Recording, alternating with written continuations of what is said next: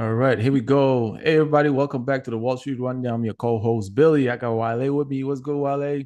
Not much, man. How you Hey, doing? I'm doing good, man. But welcome everyone to your quick no fluff breakdown of the stock market.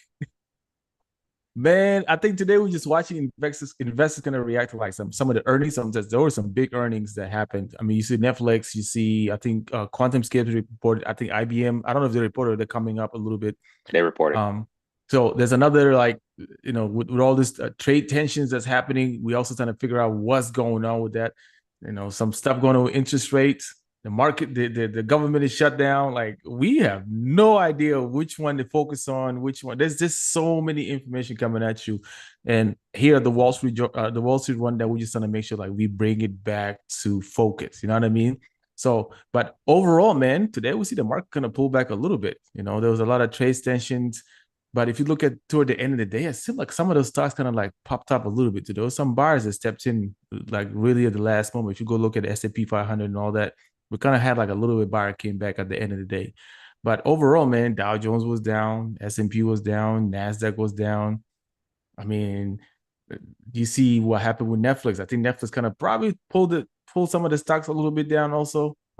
They dragged a lot of the large cap down a little bit, so that might have kind of triggered some of the sell off also from your large caps. But overall, man, like I don't know, man. It seemed like today was just kind of a little interesting. This whole week kind of been a little bit interesting. I think Monday we kind of started off, everything kind of seemed like it was ticking upward, and then we had sell off Monday, sell off Tuesday, sell off Wednesday. Now, what do we always say when stuff like that happen? There might be opportunity. We kind of talked a lot about this. When you see sell off like this, if you have cash, you know when to deploy it and all that stuff. But let's talk a little bit about that, man. Let's dive into that. Give me your input on what's going on with the market so far, especially this week. Yeah, so for me, if I just look at where the market is trading on a technical basis, we are still trading in that range from that Friday drop that we saw Yep. um, about maybe it was what, 2 weeks ago now, 2 weeks. Yep. when the whole China tension, got started. So that Yep. range is between four. I'm looking at QQQ first. So 613.18 to a low of 589.05. So we're in that range and we're just trying to figure out what the heck is going to happen next. Yeah. Until we break in and out of that range, this is what you're probably going to expect for the next few days, especially since we're still waiting on earnings. I'm going to look at SPY as well. SPY, Mm-hmm. again, still trading in that same range from that Friday drop. And I don't know about IWM, but IWM, I think the last time I looked was, let me see. IWM broke the upper part of that range, but has not traded near the low part of that range. So right now, again, there's just a lot of uncertainty as far as where the market's going to go. Now, when we look at the earnings, the bank started off earnings last week. Those numbers came out, were very positive. Very Lots of good nice. things happening in the financial markets, Yep. with the exception of some of these regional banks.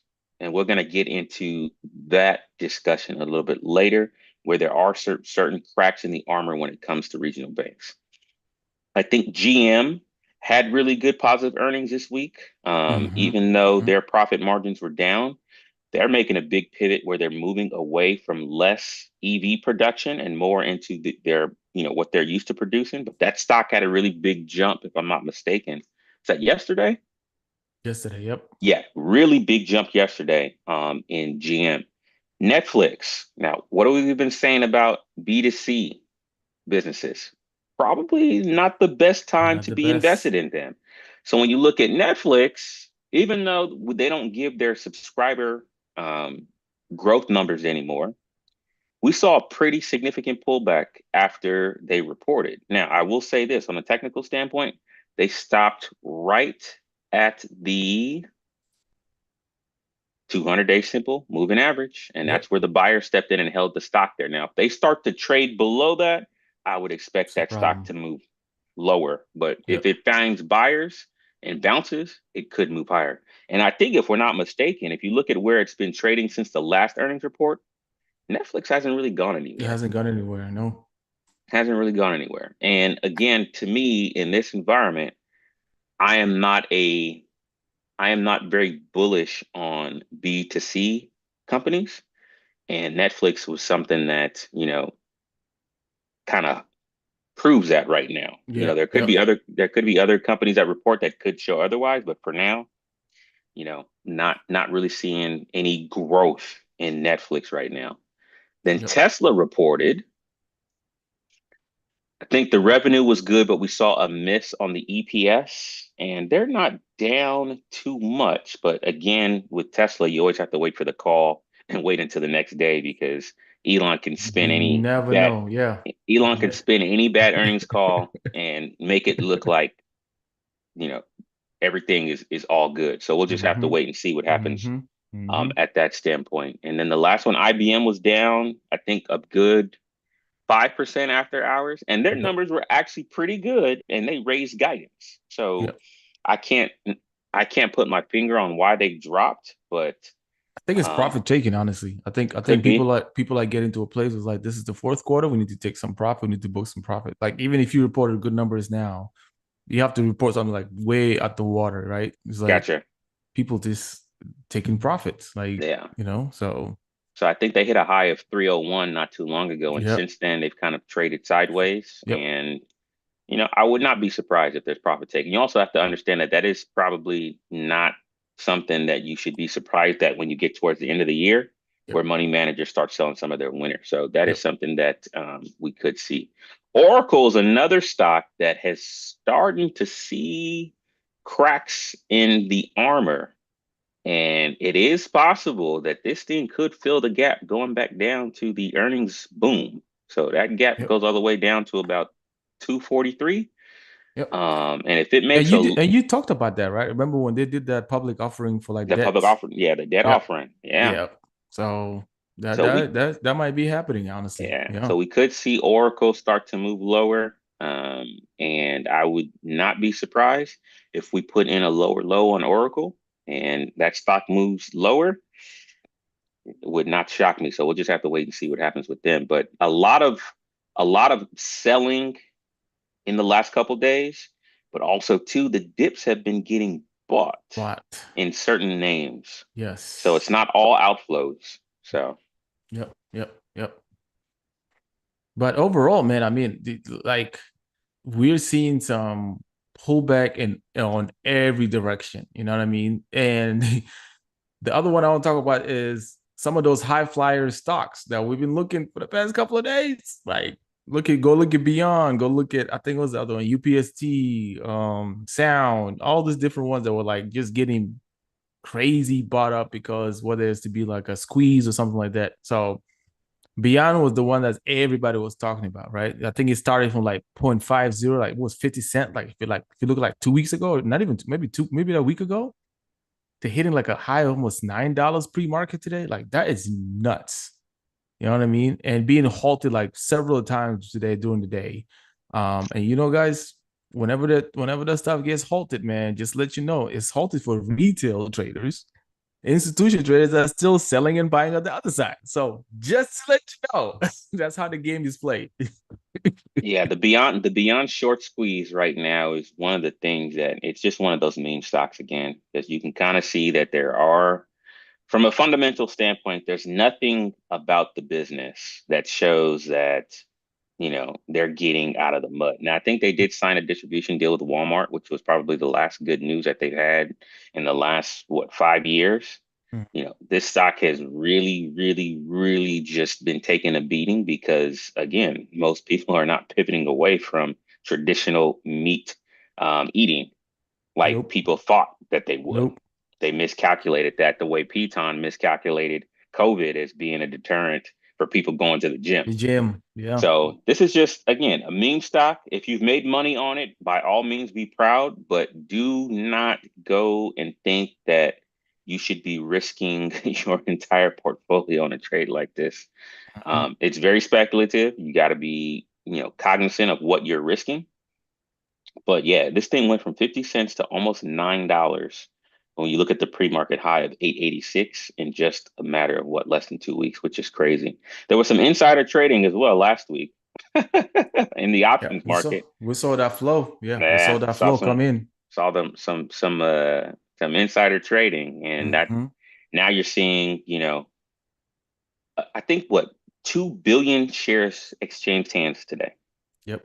2 billion shares. And I can tell you who it went from and to who. 2 billion shares. That Yep. is ridiculous. So, Hmm. Hmm. yeah, but if we look at some of the other high flying names, go look at all the quantum names. I Yeah. mean, let's just go look at these charts right now. So, RGTI hit a high of 58.15 a couple days ago, Yep.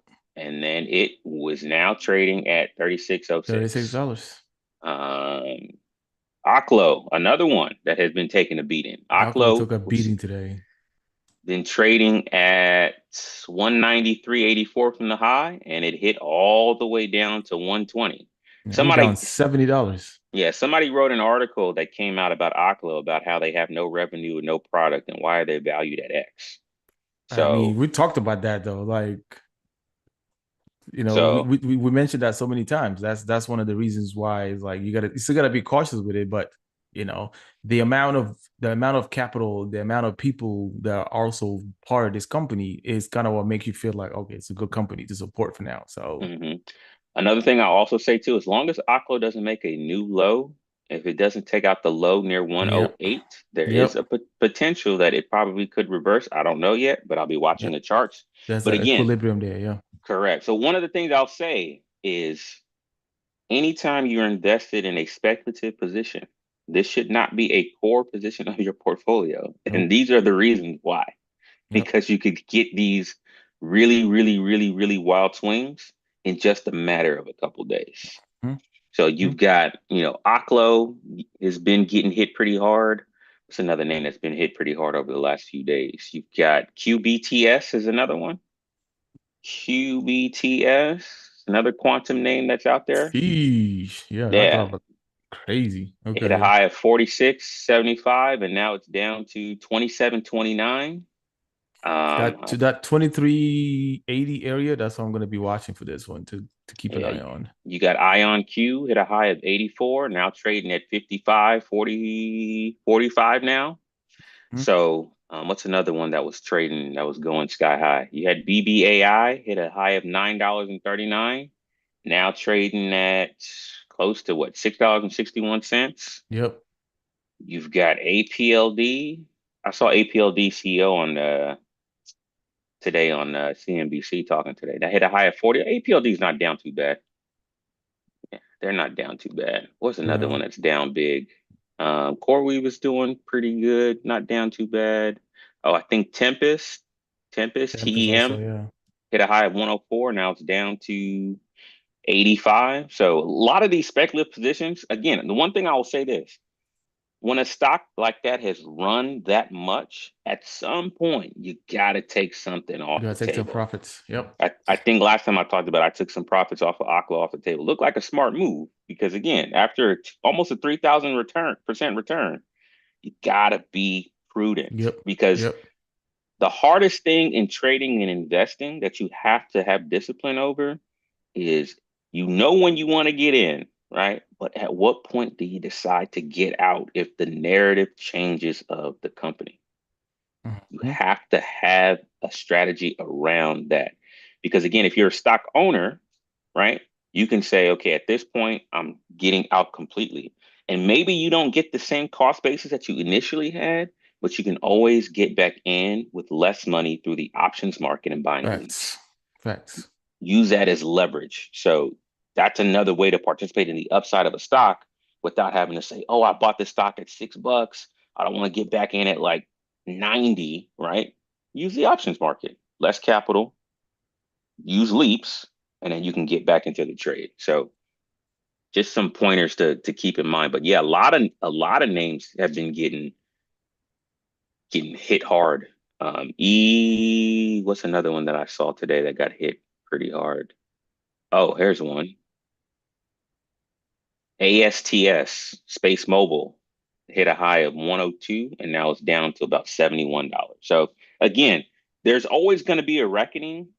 I don't know when the full reckoning is going to happen, but when you have low quality companies that are not profitable, at some point your valuation will catch up to you. It's just a Yep. matter of whether or not you can continue to justify it. And if you can't, the stock will sell off. So right now, there's a lot of people out there saying, "Hey, these companies can't justify their their um their valuation, so they're selling off right now." So Yep.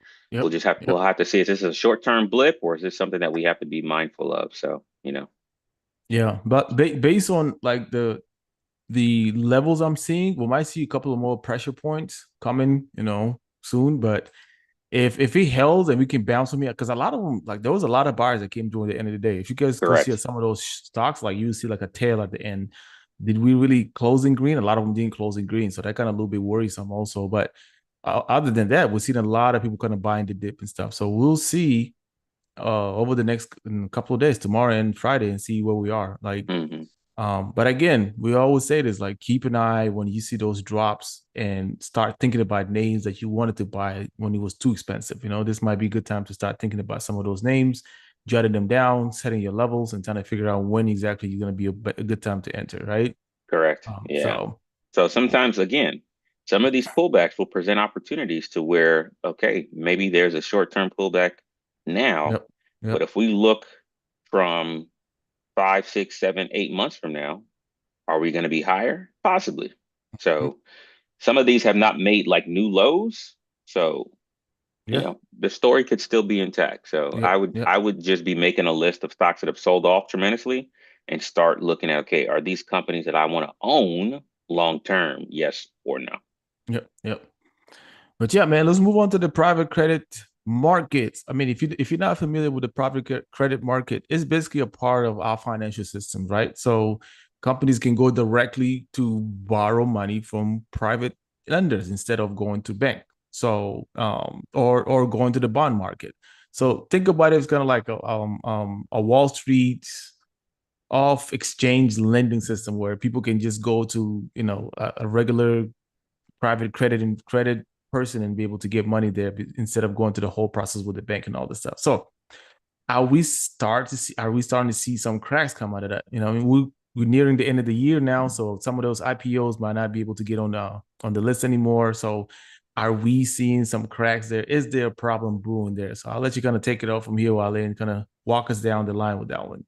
Yeah. So the private credit market, a lot of retail investors don't typically have access to it. Right? It's mostly institutions, high net worth, accredited investors that get access to the private credit market.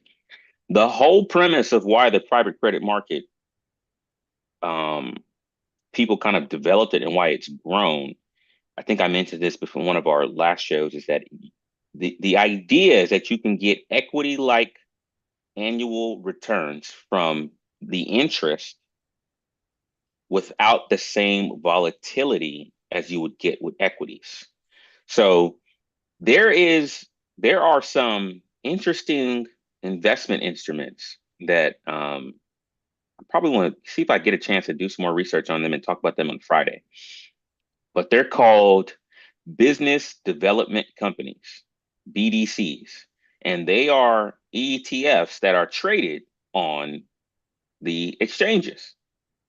From a value standpoint, if you look at the price of those BDCs, the price has gone down pretty tremendously. But when you look at the dividends, the annual dividend, some of these pay like 10%, 14% a year in Mm. dividends annually, which is crazy. That's pretty robust. That's pretty So, high. correct. So the premise is, okay, if I can get 14 or 15% in annual income from this investment with less volatility, that is pretty good. So that was kind of why the private credit market existed, is because people were looking to diversify outside of your traditional fixed income markets where you either, have to buy treasuries or buy corporate debt or buy high yield.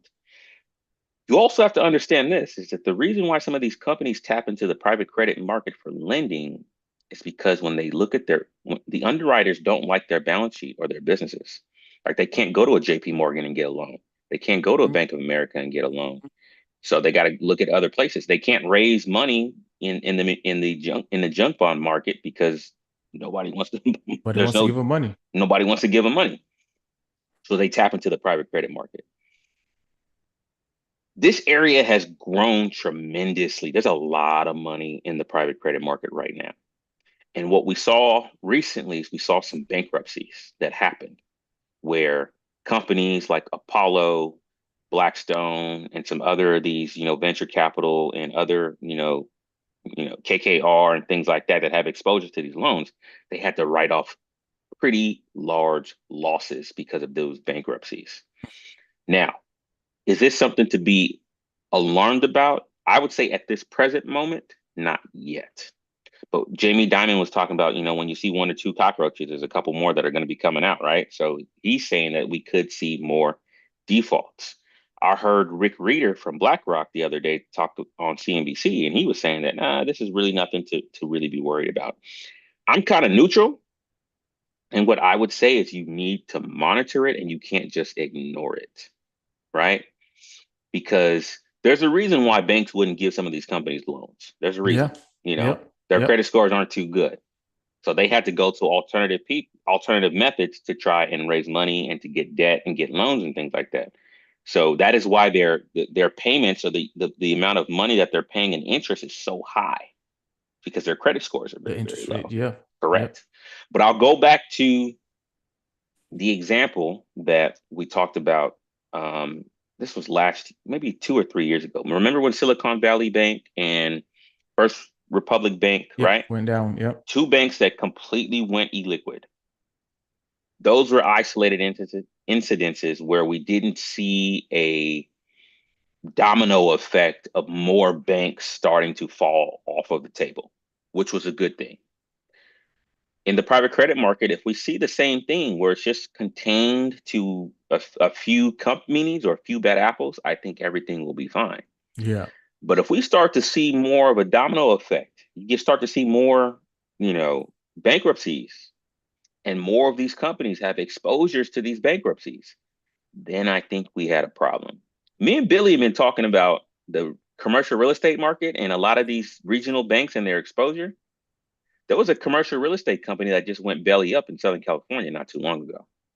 So the Hmm. hope is, again, the bad apples are just getting exposed now, and that there's nothing systemic that is happening in that ecosystem.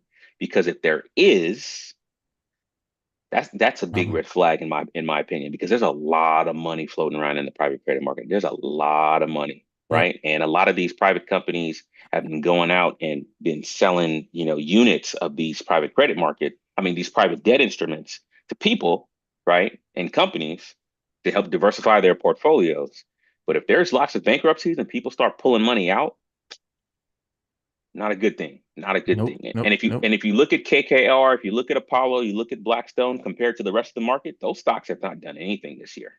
Nope. And we're in a bull market. Those stocks have not done anything. So something to be mindful of, something to watch. That to me would be something that if a bigger mess is triggered, that could wipe out a lot of gains from the stock market, in my opinion. Yeah. Yeah. Yeah.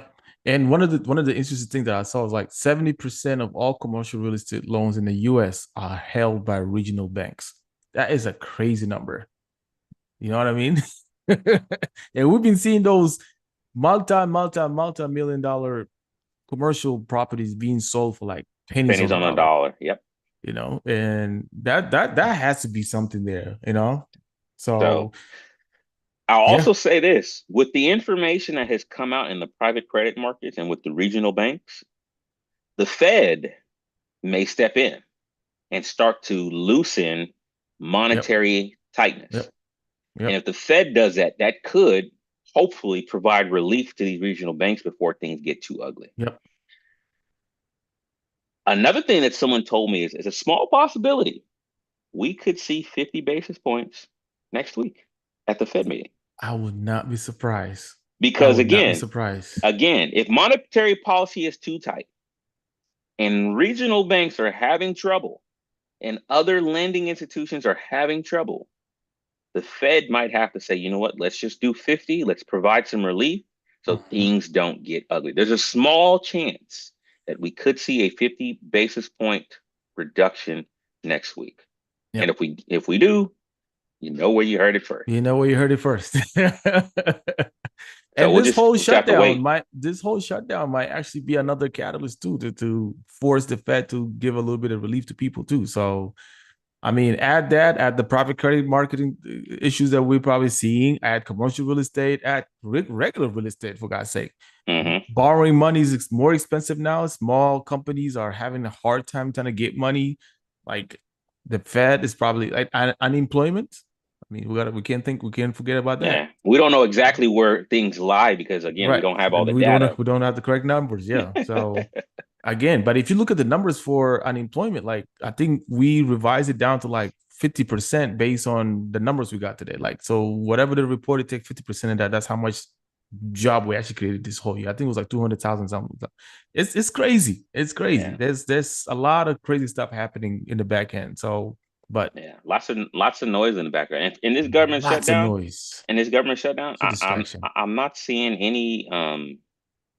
any like light at the end of the tunnel. Nope. I really And don't think there's no rush for them to get it. there's no sense of urgency. I really No, think they do not care. no, They don't no, care. So no. But here we are. But I'm very interested to see, based on what you just said, like to see how much the interest rate is actually going to be lowered by. So that's going to be interesting to see. And what's that going to do to the market also? So we should keep an eye on that. I know we talked about earnings and all that stuff, and I know you wanted to cover VRT stock analysis. So if you want to jump into that, let me know and we can get that going. If you guys don't know what VRT is, while they've been talking about VRT for I think since last year, actually. I think before last year. Yeah. VRT basically is called it's Vertiv Power, right? So it's like they make power management cooling system for data centers. And we'll be talking about data centers a lot. They basically are the plumbers when it comes to the infrastructure behind AI. So when NVIDIA, for example, sell GPUs, VRT sells the electrical thermal capacity to keep them running. So to keep them cool, to keep them all the way running so there's not overheating, anything like that. So yeah, I'm gonna pass it on to you, man, and let's get it going. Right, let me figure out how to share the right screen. All right.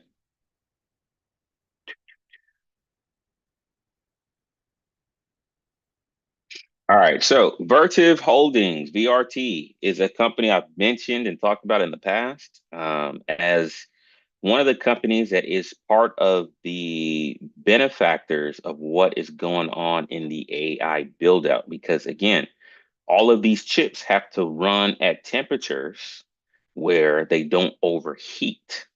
So Vertiv is a company that provides cooling technology to allow these chips to function. And when I first got wind of them, I think they had started a partnership with NVIDIA, which has sent the stock, flying over the last couple of months, or actually the last couple of years. I say if you go look at the 2 year or 3 year chart, you'll see that stock has made tremendous moves higher. So let us jump into an analysis of this business. So Vertiv, their main business, they design, manufacture, and service of critical digital infrastructure and continuity solutions for data centers, communication networks, commercial and industrial facilities.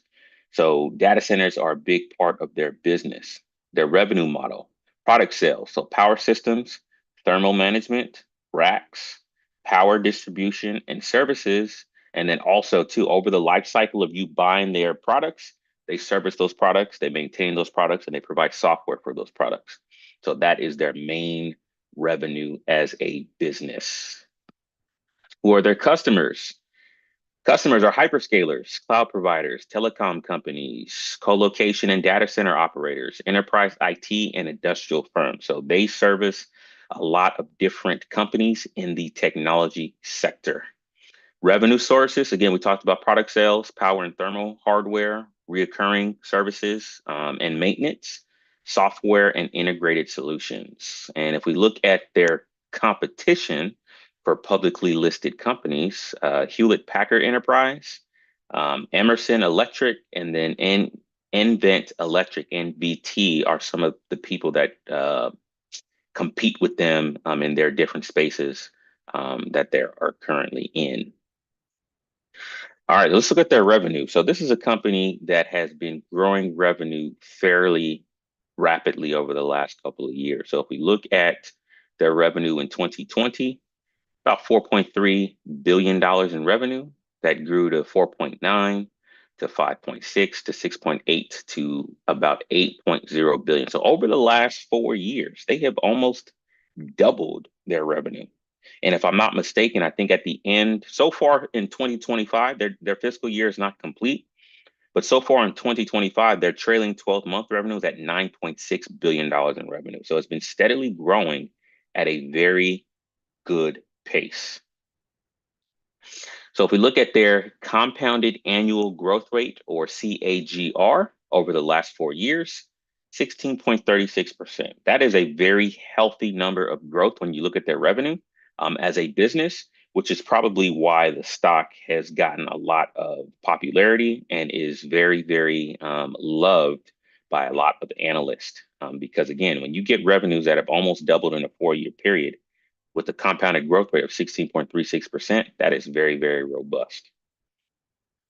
We look at their net income. So again, back in 2020, there wasn't a lot of profit in the company. So they were, minus 327 million. That went positive later on in 2021, $119 million in profit, in net profit.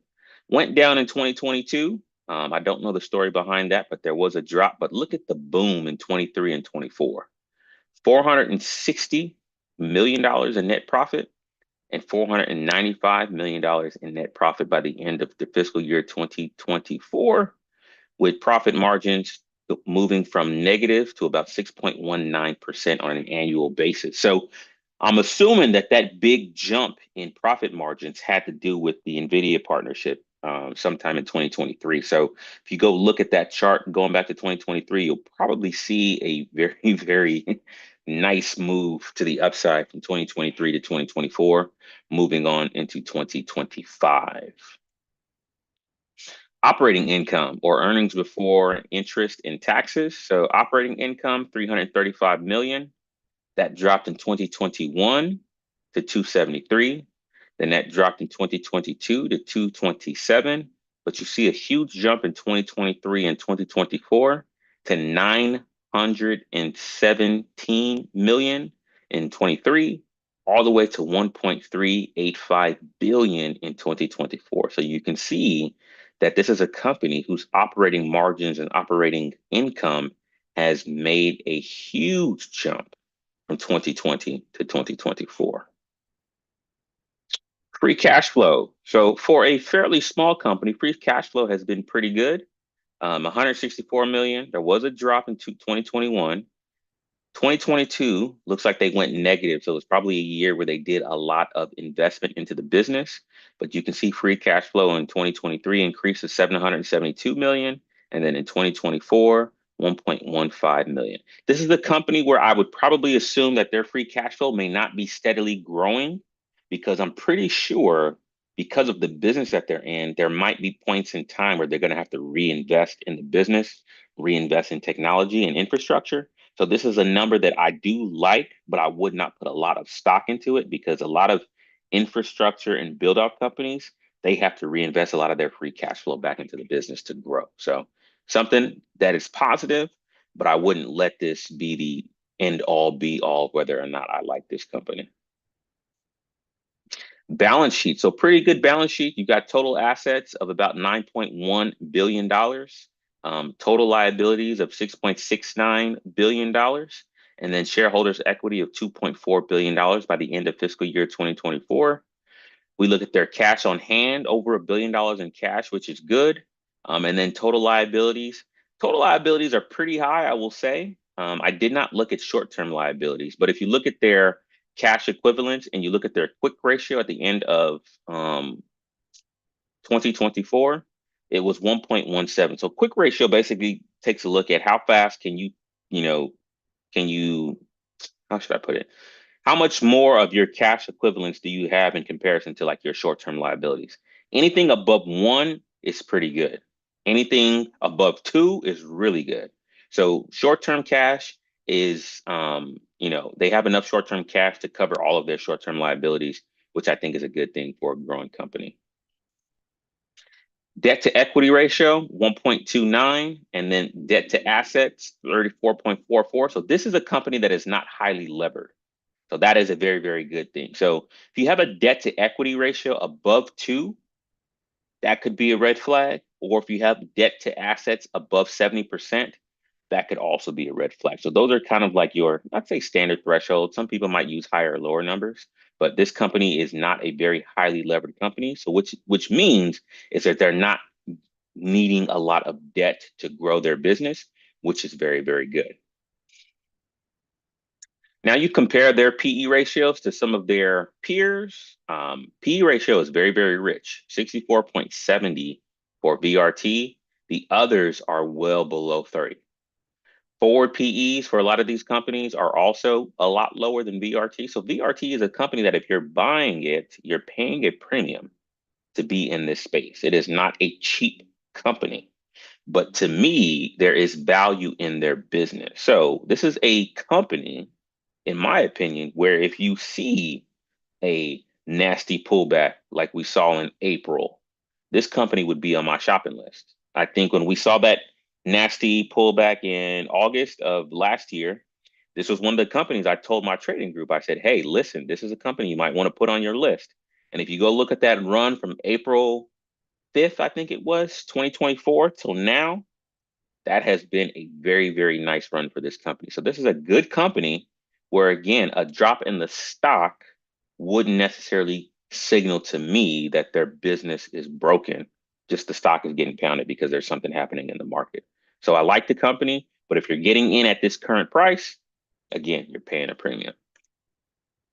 Most of the folks on the list that cover the stock have a consensus buy, average price of 165.07. This is based on stockanalysis.com. 15 to 17 analysts, it varies by time and page, but this stock I think is trading right at that level right now, if I'm not mistaken. Let me see where VRT is trading. Let's take a look. VRT, I think it hit a high of like 182 recently. No, hit a high of 192 in the pre-market. And let us see. Yeah, it's trading at 171 right now. And if I'm not mistaken, they reported earnings today. And I don't know if they beat or missed, but I'll have to take a look. But the stock is slightly up after hours or flat. Not much going on, but I'll have to get on that earnings call and listen to what happened with the company. But again, I think that this is a good company that many people should have on their list. Again, when you're thinking outside of the AI ecosystem, companies like VRT are going to be essential to the AI data center build out because of their technology and what they provide. So again, therefore, I would definitely have them on your list. So key takeaways: strong revenue growth and margin expansion since 2020. Free cash flow turned strongly positive in 23-24 and remains healthy at the end of fiscal year 2024. Liquidity metrics look good, not a highly levered company, but risk, cyclicality of data center spending, execution on services and product mix, supply chain, and interest costs. So this is what I will say when it comes to the data center build out. If let's just say B of A and all of these big banks, right? They say, we're expecting companies to invest $1 trillion over the next 10 years in data centers. And then all of a sudden they come back 2 or 3 years later and say, okay, we're going to contract that number to 400 billion or 300 billion. And that number comes down. That could hurt companies like VRT and other companies that are in that data center build out space. So right now, people are estimating what the cost will be and how much money will be infused in this projects. But whether or not that holds true or not, only time will tell. So that is something that we have to keep in mind is if all of these companies don't invest as much as people think they will, VRT could get affected, NVIDIA could get affected, Applied, all of these companies will get affected if that number contracts over time. So keep that in mind if you're going to be an investor into these companies. But yeah, that's it for me. No, that's a good breakdown, man, because I do agree with you. I mean, that kind of remind me of, well, first let's talk about the VRT's earning today. So they reported Q2 earnings on no, this is Q3, right? I think Q3 Uh, 2025, if I'm not. 2025. Yeah, they just reported itself. I think the numbers is not out, but they look like they beat the consensus was like a dollar, I think, and they beat by 24 cents or a dollar 24. Okay. So we'll have to look at some of those details later on. Yep. But I mean, again, we talk about this ecosystem a lot, you know what I mean? And VRT is one of the key players in that ecosystem. But at the same time, you have to think about it. It almost reminds me of the whole AWS story. You know what I mean? I think we saw that web, right? Where in the middle you had AWS and then you have all these companies that's built on top of AWS. It's like when whatever happened, if you guys don't know what happened this week, like I think one of the AWS servers just went down. I think it was the East Coast or the West Coast server. It just went down and it just crashed the whole country. Not just the country, but it's like even international. I mean, like for me, that's a little scary because if you're building everything on top of one thing, if that one thing crumbled, that affects everything else that's built on top of it, right? So think about Nvidia, think about OpenAI. These companies kind of what they was talking about. If there is an inch of inkling that people are not expecting the same numbers that we've been talking about right now, imagine what's going to happen to the whole thing. Like it's gonna be a problem. You know what I mean? Hmm. The good thing is the AI story is just starting to be. It's just starting. I think Hmm. that's the good thing about it. It's like there's still a lot more to be built. Of course, it's going to be speculative and all these different things. You know, companies like VRT is going to be integral part or might not be integral part when the actual ecosystem is up and running like in 100% capacity. You know, so and I don't know. Some of those companies might be bought out. VRT might buy some other companies. You just never know. There's a lot of companies in that operates in the VRT space, like cooling and heating and cooling and all this stuff. They operate crazy in there, so they might start buying some of those companies too. So we shall see. Yeah. So that's the only thing about this again. The only thing I will say about the AI build out is you have to understand that everybody's giving what their estimates and projections are going to be, Yep. right? And the reason for that, no one really knows what the need will be in the next 5, 6, 7, 8, 9, 10 years. Will there be a need? Obviously, there will be, but there's people are just estimating what that will be. And the reason for the estimates, why they're so high, is because you got a lot of these hyperscaler companies that have lots of free cash flow. They've Yep. got to deploy it somewhere. And what it looks like they're deploying it into is a lot of this data centers, a lot of this, this build out and things like that. So the story is not, to me, you might have a long, if you look at it from a 3,000 foot view, I think that the trajectory of these companies will be up. But within that time frame, you're going to have your dips and you're going to have Mm-hmm. your ebbs and flows. So we have to be mindful that this is not going to be a straight line to the top. But the capital to build these data centers and to build all of the technology that's needed to supply what the world thinks we need and what these companies think we need is there. And Mm-hmm. Nvidia has lots of cash flow. Microsoft has lots of cash flow. Google has lots of cash flow. So, there is money to be spent there. So that is why I'm kind of saying I am pretty positive that we're going to see movement. How much movement? I don't know. Now, Yeah. Jensen Huang said it's $1 trillion, growth company. I'm not going to sit here and say I want to argue with Jensen Huang. I'm not. I just can't. What do I But know? he can be biased too because he He has can a also foot. be Yeah. biased because he has interest Yep. in the Yep. business. Yep. So you don't really know. So, keep it in mind, take everything with a grain of salt. Again, there will be ebbs and flows throughout this whole story. Yep. But to me, again, the demand is there. It's a matter of, are they overestimating the demand, or or are they right on track? That will Right. have to play itself out over time. So Yep. Yep. someone Yep. says, what percentage of your shares of Oklo did you exit to take profit and enter into the options market? I took a pretty good chunk. I don't know what percentage it was, but it was a pretty good chunk. But I did not re-enter into the options market just yet. So I'm just waiting on, because I already have leaps that are in the money. I've been rolling some of these leaps forward.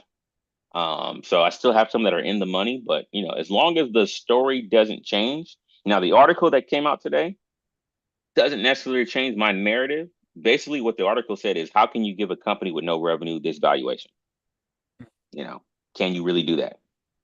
And they're thinking that you can't. So the stock sold off, which is fine.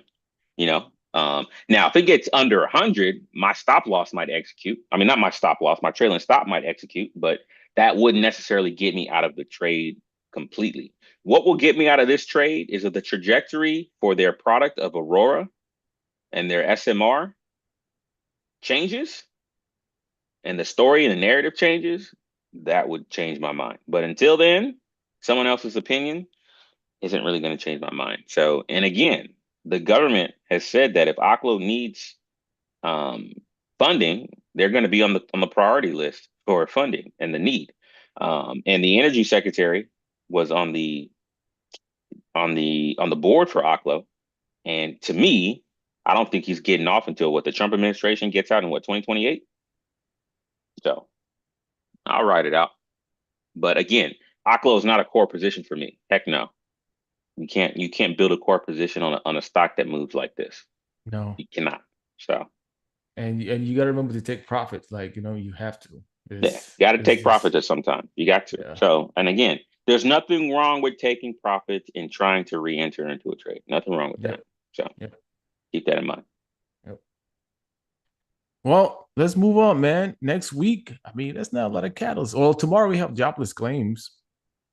If we get, will we get it? Will we get it though? I don't even know what it's going to be based on, honestly. Even if we get it, like, I don't know if they're still reporting the numbers, any of that stuff. But I mean, overall, we'll see if that's going to be a thing. And then next week we have some retail sales coming up. So tracking consumer spending, we'll see if it's weak or if it's strong.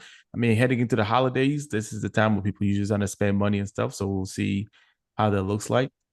We're also supposed to get PPI, which is the measure of inflation for the wholesale level. So if it gets too hot, I mean, we'll see what's that gonna do with the rates and all that stuff. So yeah, we shall see, man. But I don't see anything else that's.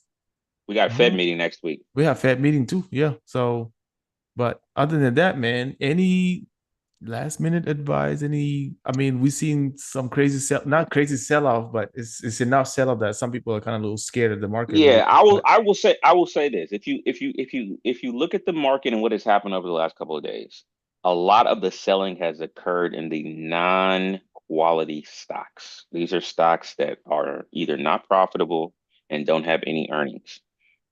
The mega cap names that are basically the ones that tend to move the market the most they've kind of sold off, but you haven't seen like a 6% drop or an 8% drop in like Apple or in like Nvidia. They kind of been trading sideways. Apple made a really big move the other day because there's a lot of optimism with their iPhone 17. Mm-hmm. And Google took a huge, I won't say huge, but they took a pretty good down day yesterday because OpenAI started their own browser. So people are saying that there could be the demise of Google search and they could lose business from Google search. Whether that comes to fruition or not, we'll just have to wait and see. Yeah. But to me, I think next week you're going to start getting earnings from your Microsoft and your Googles. I think they're on the calendar next week. That's going to really determine where we move from here, in my opinion. Yep. Big tech companies, if the earnings are good, then we'll probably get back right to where we were, moving towards. Now, I will say the speed at which we were moving might slow down. It's possible. We'll just have to wait and see what those numbers are. So I think we probably got Facebook, probably got Google and Microsoft sometime next week or within the next 2 weeks. I'm sure. Yeah. So those numbers I would be paying attention to as you move into next week. But anytime you see a pullback like this, let's just say we continue to see weakness in the markets, this is when you should be creating your shopping list of companies you want to start owning long term. But I looked at the bond market. I don't see anything that scares me in the bond market right now. So I'm not. This is just one of your normal end of year profit taking. Flesh out the retail investors and keep the show rolling. Yep. And I think that's basically what's happening right now. So yeah. I'm not sitting here thinking, oh my God, this is it's not the end of the world. Because nothing changed between last month or 2 months ago and this month. Like And we the didn't and the see. and I'm assuming I saw Trump tweet that the meeting with Xi is still on. They're going to meet Yep. in South Yep. Korea or something like that. Yep. So, Hmm. yeah. So we'll see what happens with that, but Yeah. nothing to be overly alarmed about in my personal opinion. At least not yet. Not But yet. I will be monitoring certain events, be monitoring the private credit markets, looking, making sure that we don't see a domino effect there, and then also be looking at what these hyperscaler companies' earnings will look like next week. So Yep. Yep. But again, keeping an eye also on um what's going on with the government shutdown. I mean, I feel bad for people who are not getting paid and all this stuff, but at the yeah, same time, it's like it's that crazy, that's man. bad. Like, That's bad. Government shut yeah, down, nobody getting paid, but they still taking money out of your they're still taking paychecks. money a paycheck. I don't know who they're paying or Yeah. oh I man. think the record is I think the record was what 35 days, I think it Yeah, was. yeah. I think we're gonna get We're past that. gonna no, I think we I probably think hit it. Man, it'll be bad if we head into like the holidays with all of this. Like, uh this thing could leak into November if I'm pretty sure I wouldn't be I surprised. mean, we only have one more week left for October, so Yeah. yeah, I So, won't be surprised if it happened. but yeah. But anyways, that kind of wraps up today's Wall Street rundown. Hey, we definitely heading into some catalyst earnings coming in next week, so we'll keep an eye on what's going on. Also, keep an eye on that Tuesday numbers on retail that can probably shake the market a little bit to see how the consumers are spending out there. So again, just keep an eye on all those different things. But as always, if you guys need any guidance or anything like that, we are the place for you to help you kind of understand the market a little bit more and be able to kind of like not panic like everybody's doing today. So just relax, take a deep breath, and listen to the Wall Street rundown because we got y'all. All right, y'all. Yeah, have a good night, and we'll see you guys on Friday. All right, everyone. Take